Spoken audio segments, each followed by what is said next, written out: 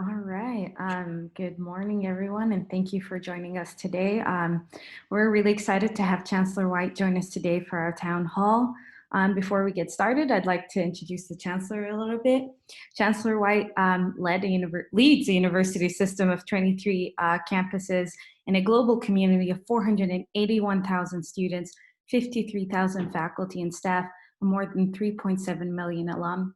He's a champion of inclusive excellence, leading the CSU through the implementation of the Graduation Initiative 2025, a bold and innovative plan to increase graduation rates, decrease time to degree, and eliminate the achievement gaps that traditionally underserved communities and their peers. Prior to joining the CSU as its seventh chancellor, he held leadership positions at the University of Michigan, Oregon State University, University of Idaho, and UC Berkeley and UC Riverside. He pursued higher education at Diablo Valley Community College, Fresno State, CSU East Bay, and UC Berkeley. So similar to many of the CSU students and alum, he was the first in his family to attend college. Chancellor White has stood alongside us of our goal of creating and supporting the leaders of tomorrow. And now more than ever, it is critical because of a number of the challenges that are going to be lying ahead of us. We also appreciate that Chancellor White's North Star and value has always been to continue and continues to be the success of students. I have personally seen Chancellor White's commitment to our students and success, and I appreciate his time in joining us today to hear feedback that we've collected directly from the students on their experiences. So just a little bit of background on how today's event is going to start. I will ask Chancellor White a series of questions that we received via the RSVP form, plenary meetings, and via email. And then following, if time permits, we will invite attendees who are comfortable with sharing their experiences with the virtual instruction with us today with Chancellor White. So I want to jump straight into it. If you're ready, Chancellor White, we'll get straight into the questions. I think by now I'd know how to unmute. I still struggle. All right, then we'll start with our first question. So a student from CSU Northridge asks, may you share what resources faculty and staff have received to ensure that the virtual instruction and support services are being done in an effective and efficient manner? Well, that's a wonderfully important question, and one of the advantages of us announcing back in May, early part of May, that we would be primarily virtual this fall was it gave all of those months for our faculty and staff to focus on how to be as effective as possible in the fall. And I have to tell you, there were over 17,000 faculty members engage in over 250,000 hours of professional development, learning how to better use technology, both as a modality, but also how to adjust their pedagogy, their teaching techniques to be effective in the virtual space. What an amazing commitment by our faculty. The American College on Education, Council on Education, which is a national group, was suggesting that the standard should be 20% of a given university's faculty should engage in professional development like this. And for us, it was over 60%. So that we paid folks in the summertime a stipend to do that. But they took courses in promoting active learning online. 600 of our faculty who are already very proficient in doing things online became mentors for those faculty who were less experienced or less inclined to do so. Created a Navigate tool that I think 18 of our campuses allow for good communication between advisors and student support services to regularly communicate with students. And we're doing a lot of things with respect to student life, student activity professionals, how they can not only reach out through the virtual world, but engage students in ways that we used to do face-to-face. How do you engage in a veteran center? How do you engage in an LGBTQ center in ways that, while virtual, still have the same import to the students to whom we are serving? Chatbots are in place, and a lot of the student health services and psychological services have been done to be able to be done through sort of telehealth and telemedicine, if you will. So those are a huge investment of dollars and of time by faculty and staff and leaders to figure out how to meet our students in this new virtual space. Yeah, and I'm really glad to hear that, because I mean, a lot of students really have been wanting to understand and know what the supports that, you know, the people who are educating us are receiving, so that we may get the best education we can. Kind of in a different tone here, a student from San Jose asks, what are the programs that the CSU has and will continue to utilize to support students during the pandemic? Well, you know, it's fortunate that our North Star is student achievement and success, along with health and safety, during this pandemic time. And so the range of academic and student support services were similarly transferred to the online modalities, including student advising, uh, disability accommodations and access, supplemental learning resources, financial aid services, the mental health services, the medical health services, the basic needs initiatives, our educational opportunity program, EOP program, veterans, as I submitted a minute ago, also things that support our foster youth. And then there's an IT help desk on every campus to support people having technological difficulties, as well as support for our international students. With a very, as you well know, are a very complicated and always changing political environment that we're in right now. So our staff, you know, continue to experiment and look for new ways to deliver telehealth options, counseling centers, electronic sports. So the entertainment side of it all is there as well, and as well as hosting student government meetings via Zoom and having virtual career fairs and the like. And our counseling services are fully available to our students remotely, with individual sessions offered by Zoom or phone or some other remote. You know, the modality is less important than the connection. And then we're also, you know, when a student is in distress, mental health distress, having a triage service that can identify those who need urgent help. And that also often includes having rotating an in-person a person on campus for a student who actually physically has to come in and see somebody because they're in crisis, or get referred to another facility. So a combination there of on the mental health side, on high touch and high tech. And then there's a lot of virtual support groups across the 23 campuses, sort of the psychoeducational programming, if you will, related to anti-discrimination, stress reduction, all the racial injustices, racial policing, providing resources for physical and mental wellness, healthy strategies intended to create connection at a time when we're all feeling kind of isolated from our friends and in many cases from family and coworkers. We loaned out 20,000 laptops and tablets and over 10,000 Wi-Fi hotspots to our students, and we're paying the monthly charges for those Wi-Fi connections to assure that those who didn't have access to technology have it. We've also been able to, working with the people that we buy stuff from, to extend the ability to purchase campus software from home now. So you don't have to come to campus and buy it through a quote bookstore and get the discounts, et cetera. And most of the campuses now have high-speed Wi-Fi, either in their parking lot or some other safe area. And it's really important to recognize that if you, let's say you're a student at Northridge, but you live close to Cal Poly Pomona, you don't have to drive to Northridge to get that Wi-Fi. You can go to the Pomona parking lot or the San Bernardino parking lot, and with our EduRoam Wi-Fi system, it's available on all 23 campuses. So you can go to the closest one physically and connect to your campus, even if it's Humboldt and you live in San Diego. So those are the ways, trying to turn every stone to make sure.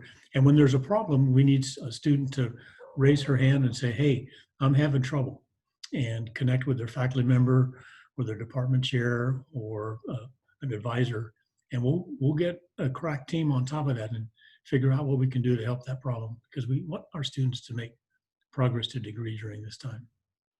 I mean, thank you for kind of reminding me of all the resources that we have. I think even as a student leader myself, I sometimes forget what's really available for us and what sort of support.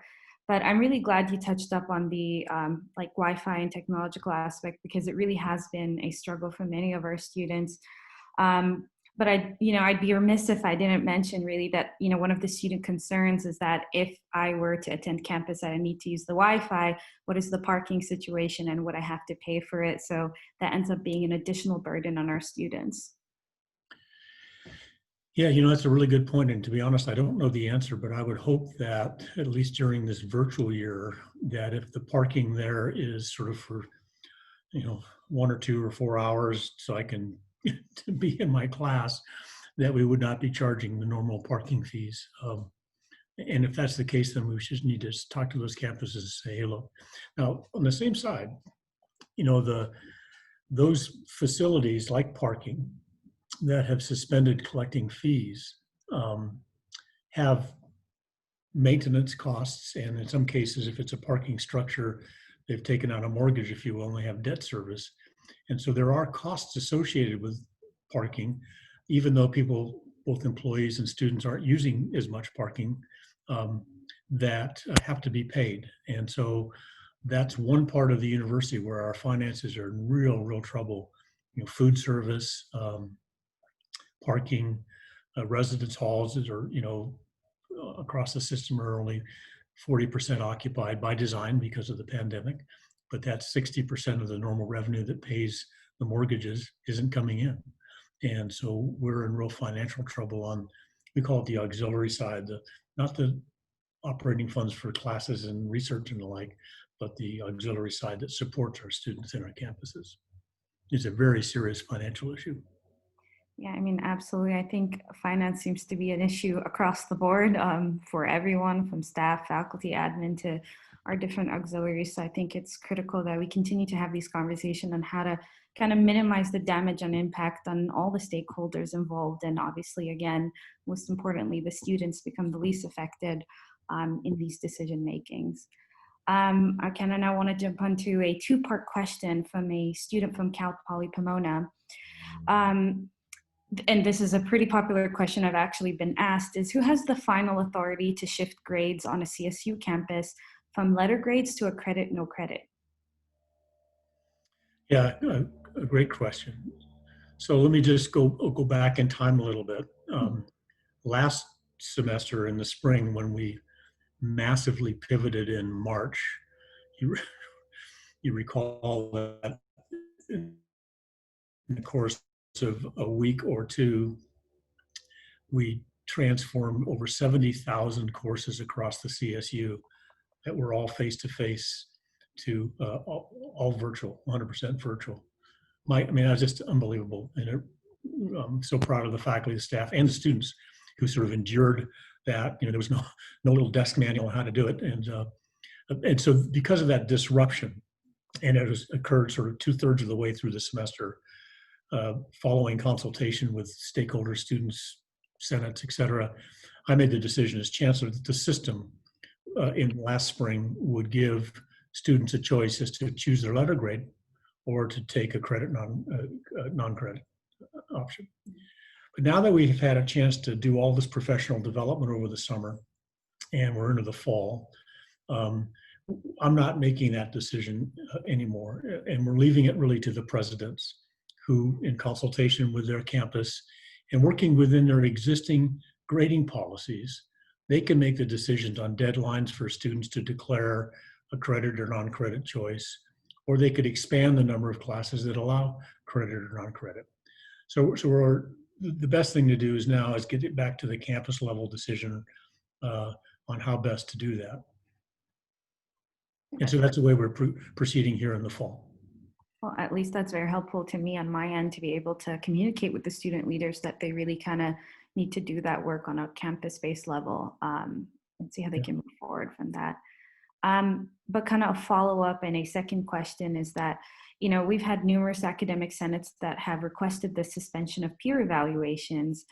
Students feel that they should be given the same treatments and grades should be replaced with credit or no credit.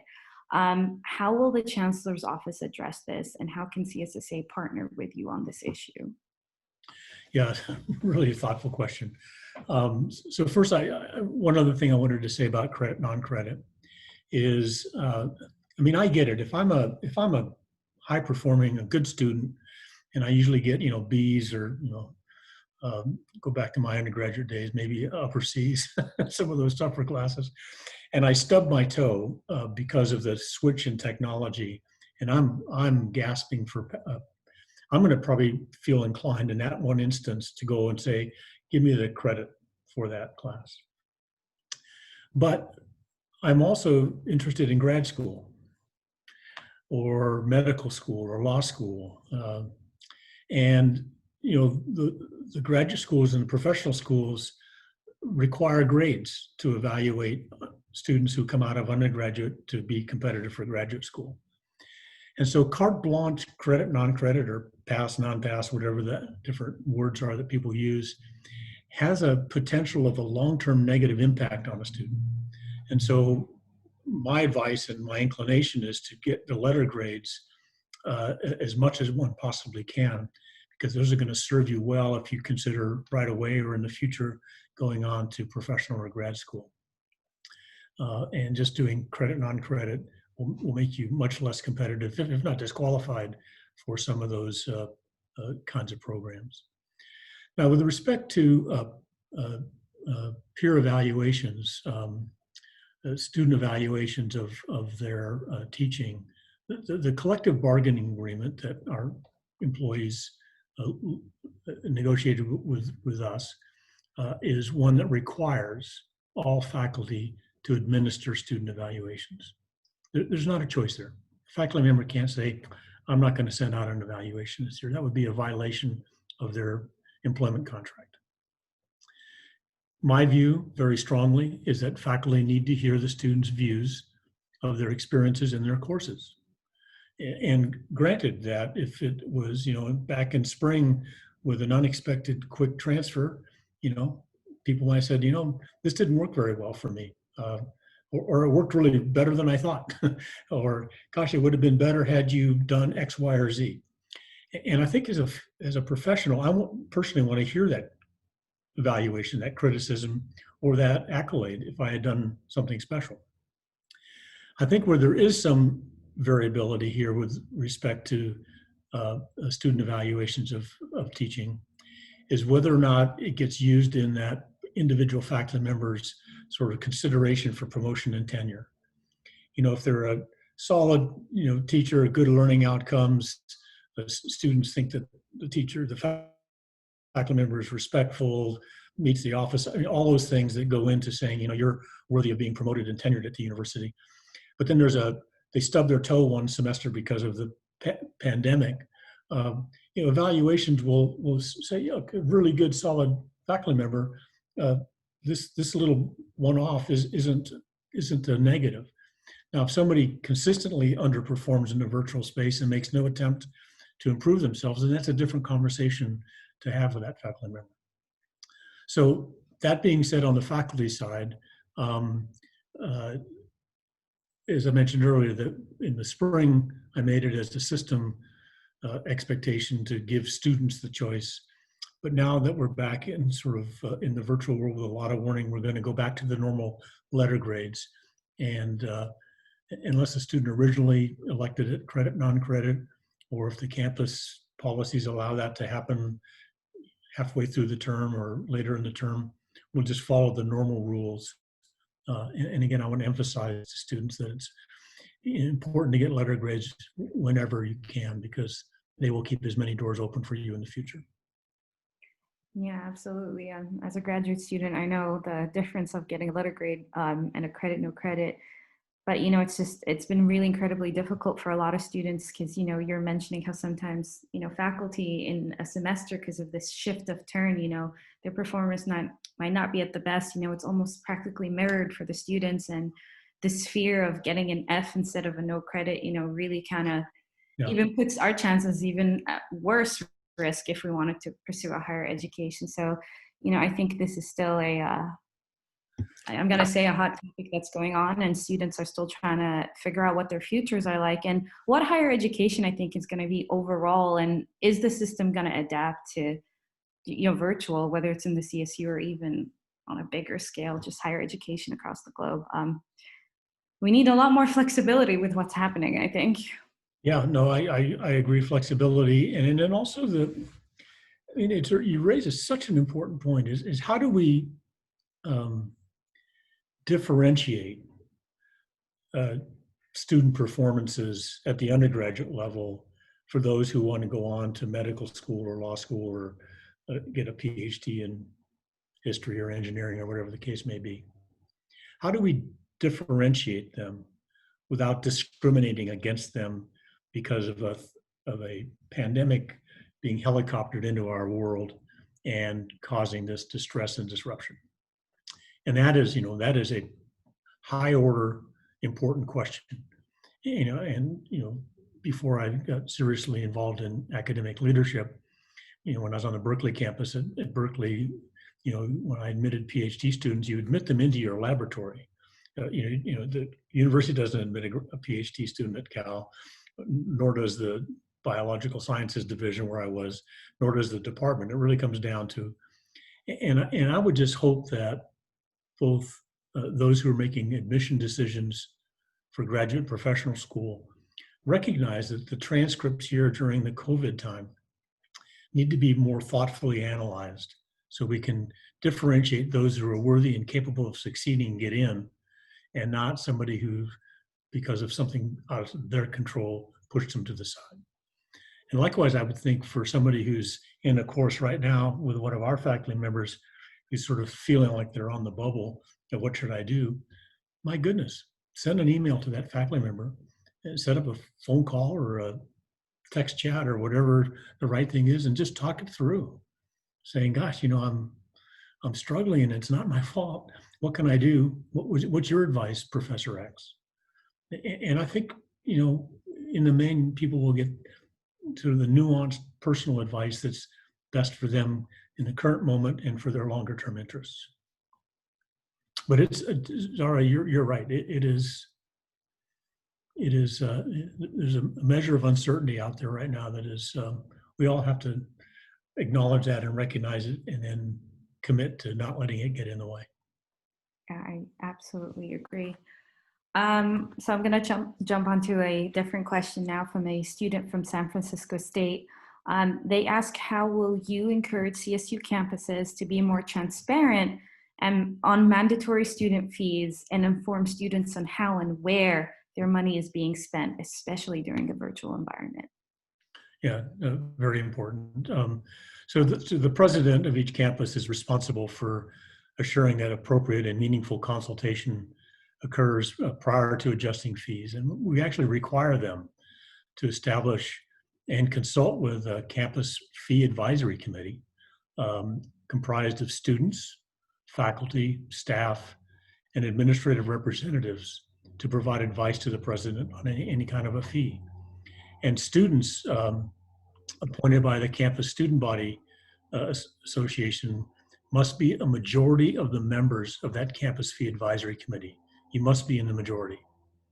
And consultation is required before adjusting an existing fee, or requesting that I, as chancellor, establish a new fee, a new category 2 or 3 fee. And the campus fee advisory proposals must clearly identify how much money is to be collected and what the money is used for. And I know when we did the student success fees a few years ago, now there's an annual report that goes back in and says, this amount of money went to support library acquisitions, and this amount of money went to support IT, or whatever the success fee was put in place for. So there should be there must be that accountability. It's an expectation and a requirement. And just because of the interest here, I've asked our internal auditor to put in the audit plan for this next year to provide an audit on how fees are being collected and used, and provide that report not only to the chancellor, but also to the board of trustees and to the public. I think that's absolutely critical, especially in terms of transparency, because it's again students, on the top of their mind is if we have to pay all these fees, where is our money going? And obviously, they're entitled to know where is that pot of money going to.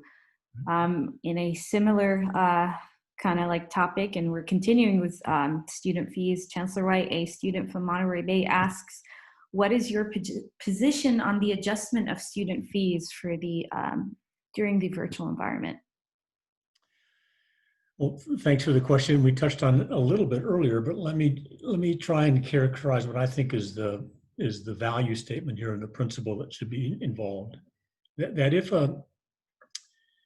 a cost associated with a fee or a portion of a fee does not exist in this virtual moment, and we use parking as an example, then that fee or portion of the fee should be temporarily reduced or its collection suspended. In other words, if a fee is supporting an activity and that activity isn't there anymore, food service, meal plans, right? Then there's no basis to collect that fee because the cost isn't there. We don't want the fees to be collected and just become a revenue stream for other uses. It has to be tied to what that fee was going to be paying for. Now, some of the fees are for facilities like recreation facilities or other things where students elected to build this recreation facility in the past and have been and committed the student body to a debt service over the course of 10, 20, 30 years. And so I know it's frustrating that for some, you're paying the fee that goes to support the debt service for a rec facility, but because of the California state guidelines in their community, it's not open. And so it doesn't feel right that I'm still paying my mortgage payment when I can't actually use my house. But that is a consequence of the financing understanding when that facility was built.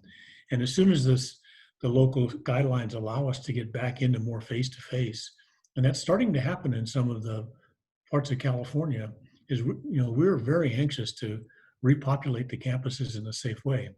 But it's not going to happen obviously this calendar year or into the spring. I think the real issue is going to be when the vaccine is actually available to our students and our employees, which is nowhere soon, despite all the rhetoric around that stuff. So that's the kind of principle. If a cost it doesn't exist, then the fee or a portion of a fee, and it varies across campuses. Some people are paying for some service or activity in a mandatory fee, and others are paying it in a non-mandatory fee. And so there's going to be variability about how different campuses handle our category 2 and 3 fees, but the principle should be constant across the 23 campuses. Well, kind of to really wrap up the student fees portion of this, we have a student from San Diego State that asks, will there be a reduction in Category 1 system-wide mandatory fees for spring of 2021? The answer to that is no. And our universities are open. And when you introduced me, Zara, you talked about our 481,000. Well, guess what? It's now 486,000. We have the largest number of students in the history of the CSU. Good for us. One second. So we're open and we're serving a record number of students, some in person, but the vast majority in the virtual space. But this requires that our faculty and staff effort, which requires resources to pay their salaries and their benefits. And I would also add that because of our larger student body and our unprecedented success in our graduation rates, we just released the improvement in graduation rates, again, any way you calculate them, at all-time high. On top of the fact that the state cut our state appropriation by $299 million, and I elected not to bring forward to the board any increase in tuition. That creates a financial pressure on the institution. And finally, I would say that the costs of the instruction in the virtual space, as well as the student support that we talked about earlier this morning, those costs have gone way up. And so these fee revenues are vital for us to be able to deliver the education and support services in this virtual space. And that's why we're not going to lower them. And I acknowledge the financial considerations. I would also say that financial aid is alive and well and robust in California. And if a student personal financial status has changed from when they started this term, or their family circumstances changed with unemployment or underemployment, to go to your financial aid office and get your financial aid package looked at and any adjustments that are within policy made. And for those who are eligible for Pell and for Cal grants, A and B, as well as our own state university grant, the SUG grant, adjustments can be made. And I know Cal grant actually had its budget increased this fiscal year because we know that there's more students in need. So don't let the cost, and I acknowledge there is a cost, don't let that get in the way of being a Cal State student and earning your degree. There are many solutions, and financial aid people will be happy to help any individual figure it out. Thank you for that. So I'm now going to jump topics and really want to get into the conversation where you touched up earlier about like mental health and basic needs access. So a student from San Bernardino asks, students are facing an increase of mental health issues. How can the CSU increase services in this area of support to our different students? So right now, when it comes to student well-being, which I define in my mind's eye as the mental health activities that we're doing, coupled with food insecurity and housing instability, those three areas around well-being. The demand is here, and our ability to meet the demand is here. So a couple things are happening. Every year we seek resources from the state of California to help with our graduation initiative. This last year we were unsuccessful in having those resources come our way, which is really unfortunate. In the budget that you will see presented to the board in a couple of weeks at the November board meeting, we will be asking for that money that didn't come last year, as well as this year's portion, because we feel so strongly about having the resources to provide that added increasing need of support.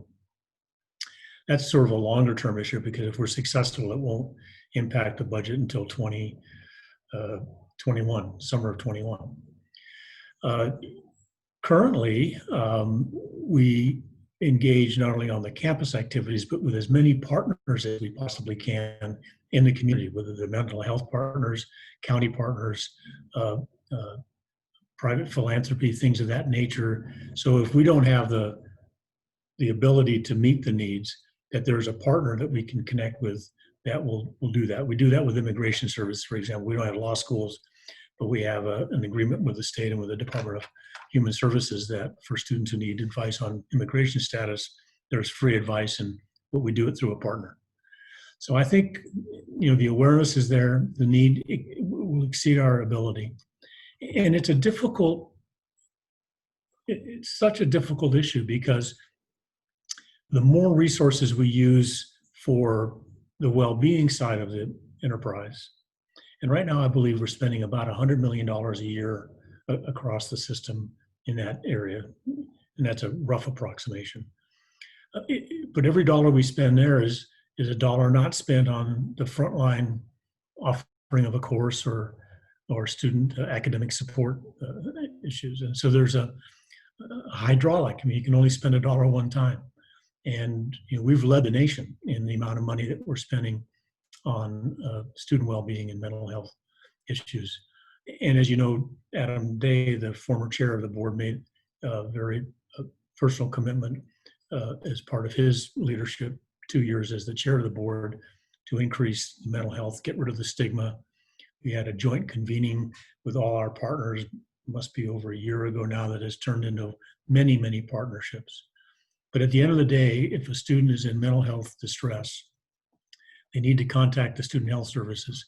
And if it's real distress, then they just need to call 911. But I think, we're trying to meet the need, but it's finite. So I don't want to be misleading that we're going to be able to meet everybody's need in the moment they need it, because that's just not in the cards right now. And I think this is where it's absolutely essential for us to kind of collaborate together, to really talk about like basic needs and how we can try to, as much as we can, get the funding that we need from the legislator, and how we can all kind of collaborate together throughout across and try to find the best ways, again, to, if money is tight, how do we least impact our students that are currently enrolled. That's exactly right. And even though it's a tough economy, the student voice and advocacy, whether you're a CSSA president or just a rank and file student who's interested in this stuff and goes to Stan State, your voice with your elected representatives and senators from your area go a lot further than my voice ever can, because you're speaking to people who are up there to represent you. We will be asking for, we got cut $299 million. We'll be asking next week for our Board of Trustees to endorse that we then ask the governor to reimburse all of that money next year. And in addition to that, we will be asking that, as I mentioned, the specific investment in the graduation initiative that didn't get paid last year and needs to be paid again this year, that be funded as well. And within that, we've pulled out specifically the money that is dedicated towards the well-being as part of that ask. So I'm never say 100% confident when you have to bring something to the Board of Trustees for approval, but I'm 99.9% confident that they will support this budget. And then we send that to the governor's office later this month. And then the governor in January puts out his initial preliminary budget proposal for the state of California. He has to manage not only our input, but UC, community colleges, Cal Fire, all the stuff that the governor has to deal with. I thought my job was complicated, but the governor's is more complicated. But the number that he puts out in January is the number that we then start the political process from January to June on, and try and adjust that number that allows us to support our students. And that's where the advocacy of you and all of our students becomes so powerful.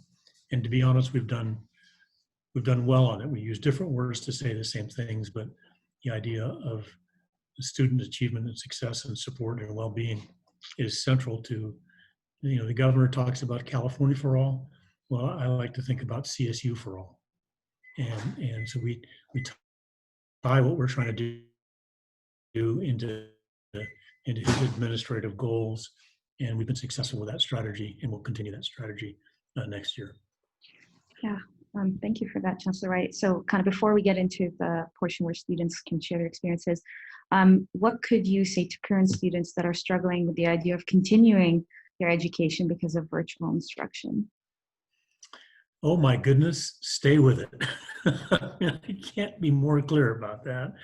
I acknowledge it's different. I get that, and the lack of the in-person socials. I get how frustrating it is. I have a high school junior in my home, and has gone through the same thing in his junior year, end of his sophomore year. So I'm living the experience of people wanting to socialize in person.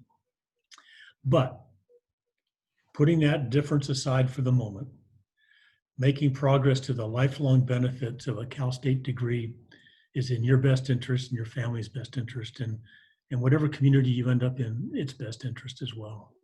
And think about it, the campus life experience that we're all longing for you is likely going to be an interruption for 20 or 25% of your total college experience.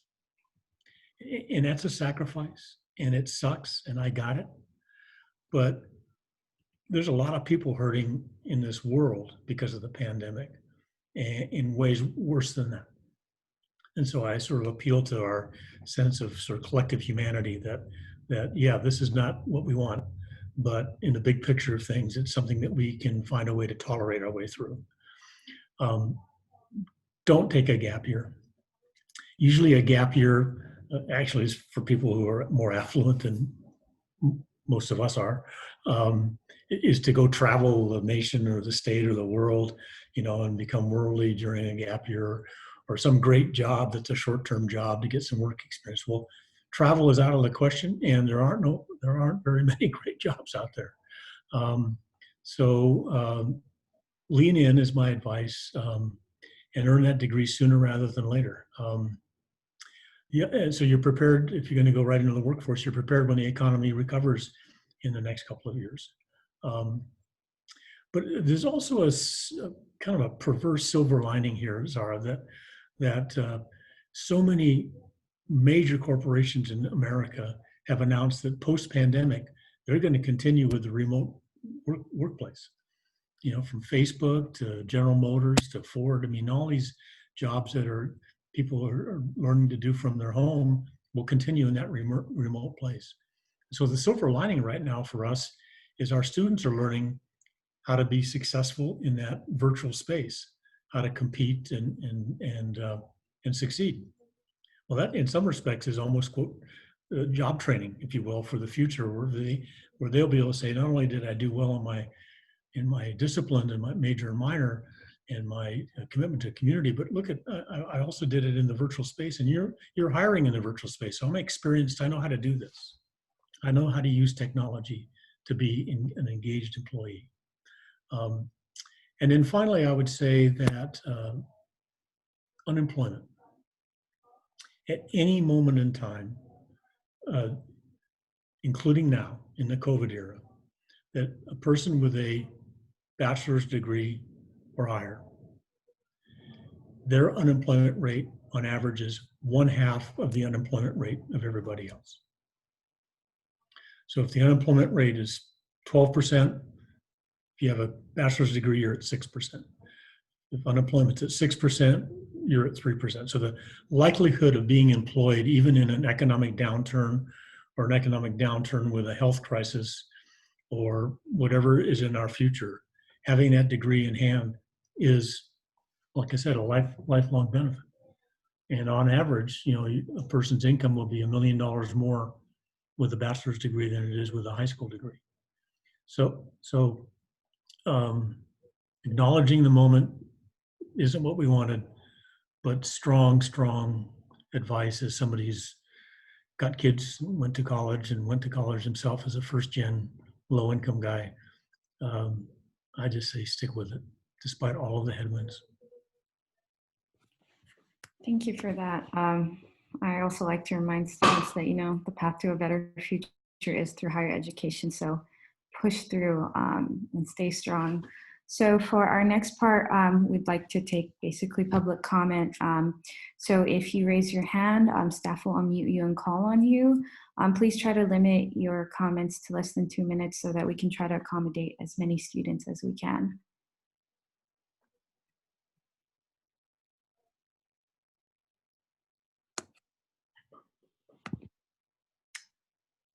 Is there anyone here from our attendees that would wish to share their experience on the virtual instruction?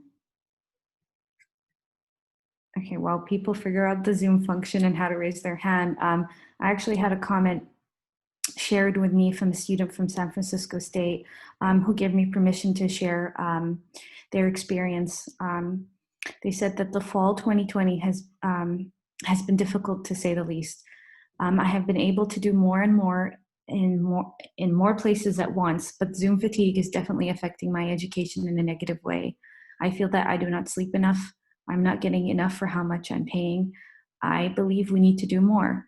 Luckily, most of my professors have been very flexible and forgiving during this time, but there is still so much stress involved during this time, and it makes it nearly impossible to do everything and to continue to be healthy, both mentally and physically.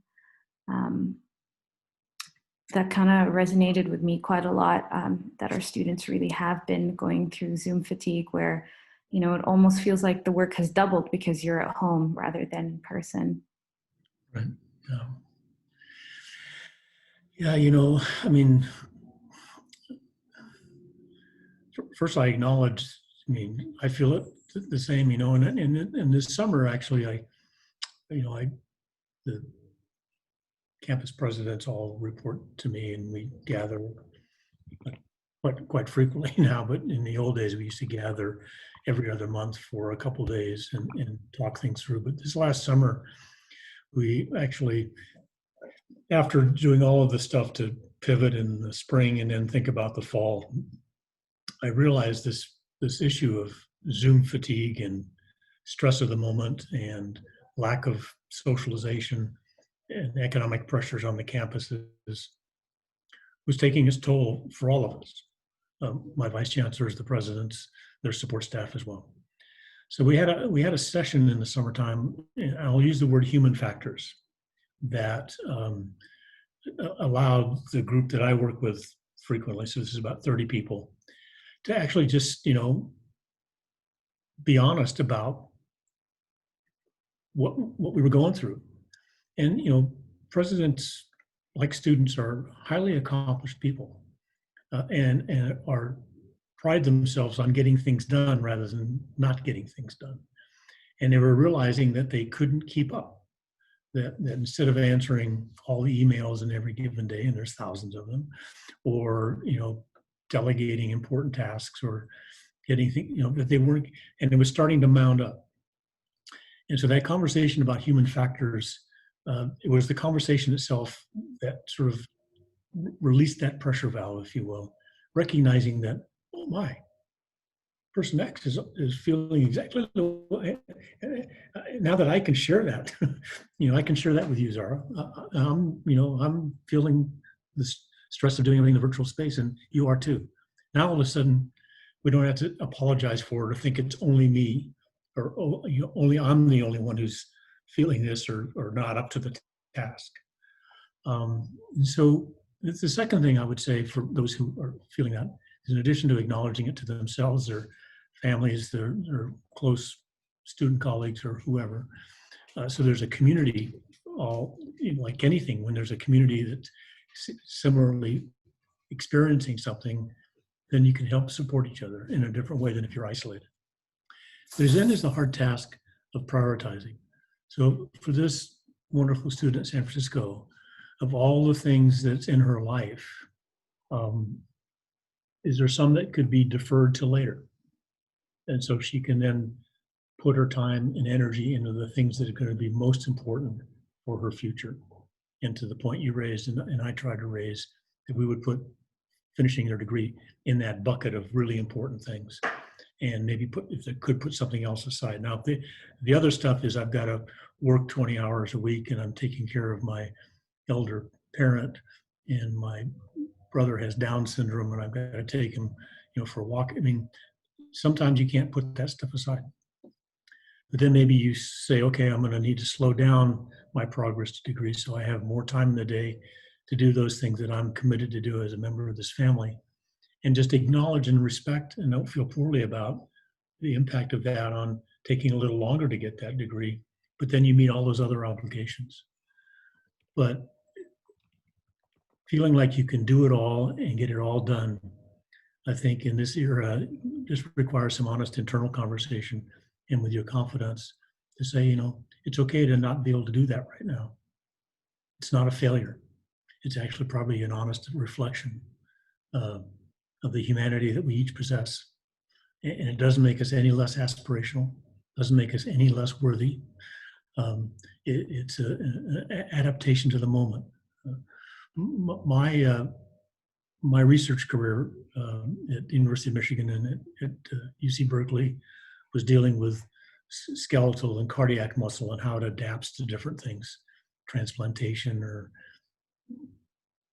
exercise, if you will, stress and so forth. And the word that we used to describe the ability of skeletal muscle and cardiac muscle to adapt to change was called plasticity, the capacity to change. And in many respects, I think as individuals and as universities right now, it's time for university plasticity.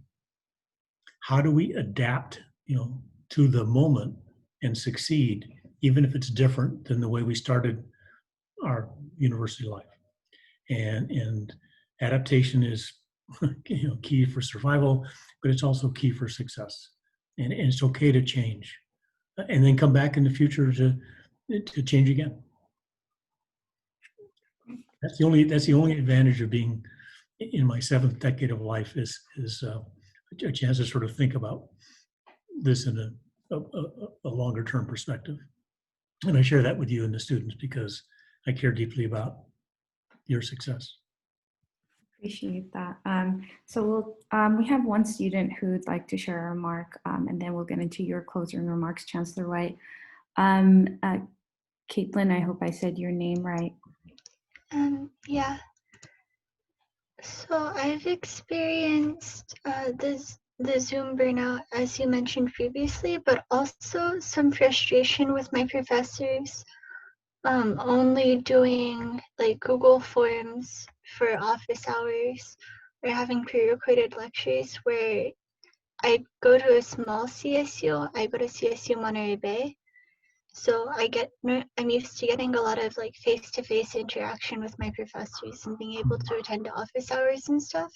Mm-hmm. And due to the online format and professors more and more trying to pre-record their lectures and put them online so that students don't experience as much Zoom burnout, I feel like I have less accessibility and understanding of my professors in the online format, where I used to be able to have a direct connection to them, and I used to be able to like understand their personality and them as a person more.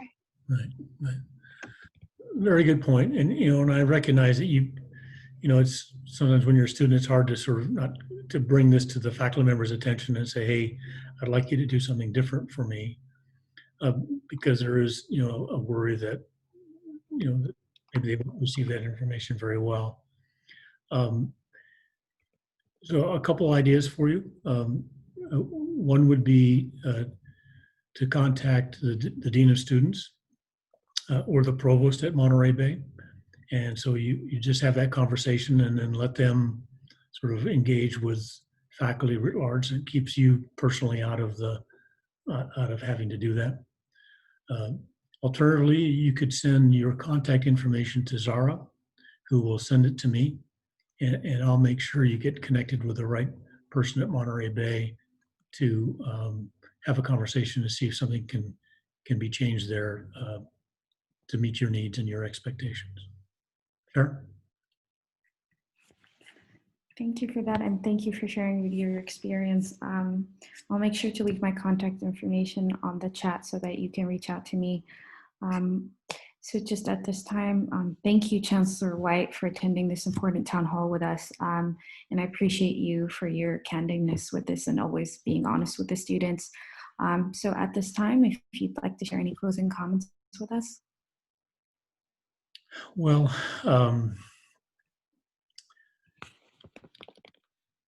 I just would like to say that the privilege really and the honor of serving our students for the last 8 years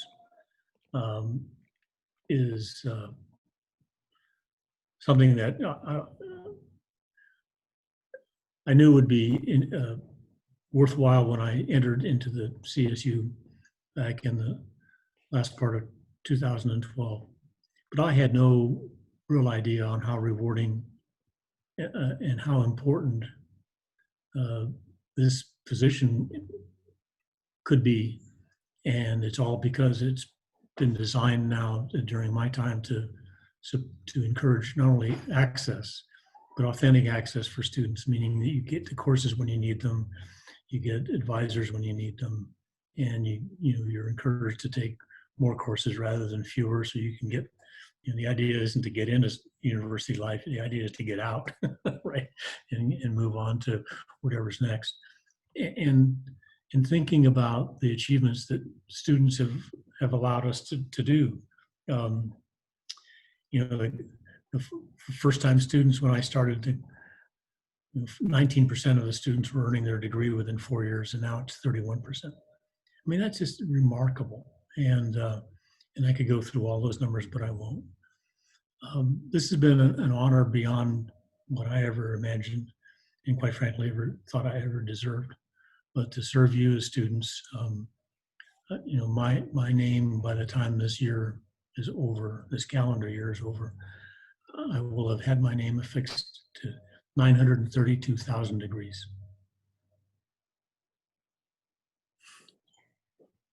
I mean, I can talk about, there were 3 women presidents when I got here, and now there's 13. I mean, those are the things that matter. And yeah, I recognize when you have a title like mine that you have critics, and I actually welcome critics because they make you better. But the ability to give to this institution and to give to our students and have that kind of output is something that I will be eternally grateful and humbled by. And I thank you and all the student leaders that preceded you for the ability to do this. And thank you, Chancellor White, for joining us today. I kind of wanted to leave the students with a couple of things as well. We had some critical questions we really asked today and real concerns that our students have been going through. And to hear some answers, it's going to be really helpful in our way in moving forward in our advocacy. And it's really important that we continue to share our stories and our experiences so that the people who can help us know what to do, what is our needs, where we need to go, how to move forward. And, absolutely, it is critical and essential to work in collaboration with one another. It is the only way we can move forward. And it's absolutely critical that we empower the student voice and make sure that students are at the forefront and at the center of the decision makings and the health and well-being really of the entire CSU. Faculty, staff, admin is always present regardless of the circumstances moving forward. So I really hope, we tackle as many issues as we can moving forward as a higher education system. I tell the students, please stay strong. We are here for you, all of us together as a system. And please don't hesitate to reach out to me. My email information is on the chat. You can also just search my name, find me through the CSSA website. Please continue to share your stories and experiences so that myself and the organization also can continue to advocate for the needs of our students. It's a very critical time for us to be engaged and active. So please, when the Zoom fatigue hits, take a break, take care of yourself, use the resources that are available, and remember that you are here to get an education and you have earnestly deserved and earned the right to get one. So we're here to support you through it. Thank you everyone for joining us today. And again, thank you, Chancellor White. I hope you have a rest of a good week. Yep. Thank you so much. Thanks, President, for having me on. And I'll see you at the next Board of Trustees meeting. I'll see you then. Okay. Bye-bye. Stay well, everybody.